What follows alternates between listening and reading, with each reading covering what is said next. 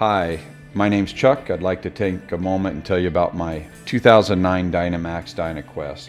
As you can see here from the video, I keep it in a shop at my house, make sure it's not in the elements when it's not in use. I want to take a moment and tell you how I arrived at owning a Dynamax. After being an owner of Idaho Wrecker Sales for the last 20 years, buying and selling tow trucks, I constantly see people buying too small a chassis or too small a engine for the work that they do. I'm an avid jet boater, so I have a very large jet boat. I wanted to make sure we found a coach that had lots of horsepower to pull us up and down the hills. I wanted something that was easy to drive. After doing all my research and understanding trucks the way we do, we settled on the Freightliner chassis and the Dynamax motorhome. I really feel it was the absolute best motorhome on the market at the time we purchased it. As the camera moves around the motor coach, you're going to see it's just an absolute pristine condition. I would challenge you to even find a scratch on this coach. This coach has the upgraded 4D battery option. As you can see here in this first bay, everything's really nice and sanitary. When we open up the second bay, this is where all the coach electronics are housed. It has the upgraded 3000 watt inverter. As we move around with the camera a little bit, you'll also see the hydraulic camper jack pump is in here, the electronics. Dynamax has done a great job of making this real easy to service and real user friendly.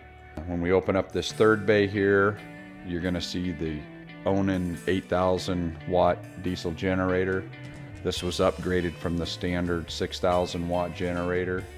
What's really nice about this that most people may not understand is you don't have to do any electrical sharing.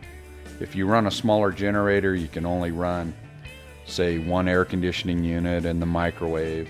When you run this bigger generator, it allows you to run both air conditioners, the microwave. We really never found, we've had everything on at once and it just works just fine.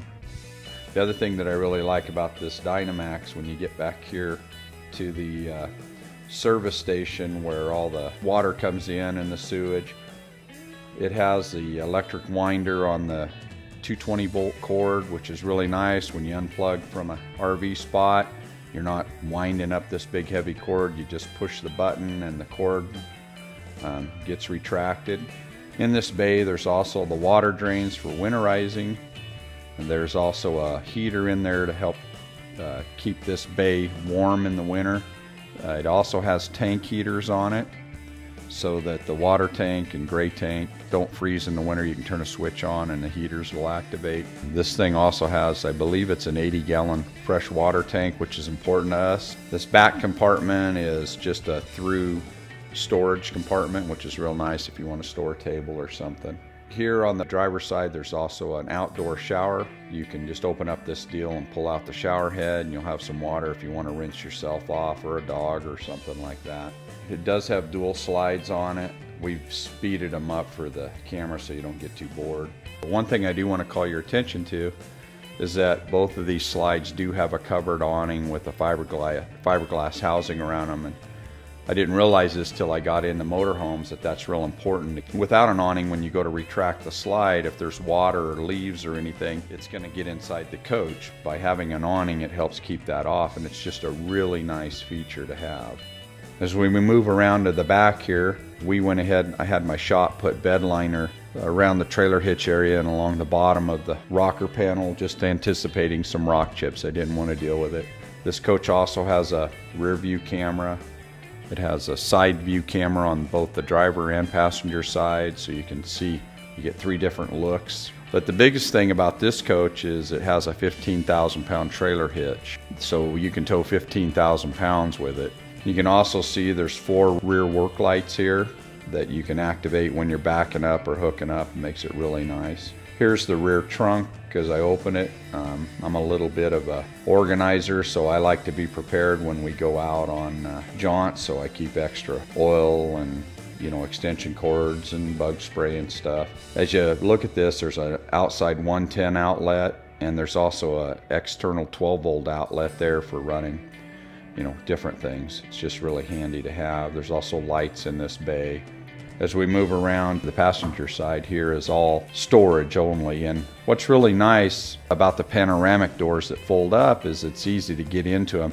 I have friends who have motorhomes where the doors swing out and they're a pain, the wind's blowing them on you, and these panoramics are just really, really nice. I really like them. Second bay back here is where we keep our television. I upgraded everything to the Logitech remote, so when you're outside, if you want to watch a DVD, you just touch the DVD button. It's not very complicated at all. Here's the powered awning. It also has a wind sensor on it, so if you're away from your coach and the winds pick up, it's going to automatically retract.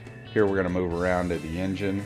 Again, you know, I've made my living selling tow trucks, so I wanted a coach that I believed in and a chassis, and we absolutely love the Freightliners and the Cummins power plant.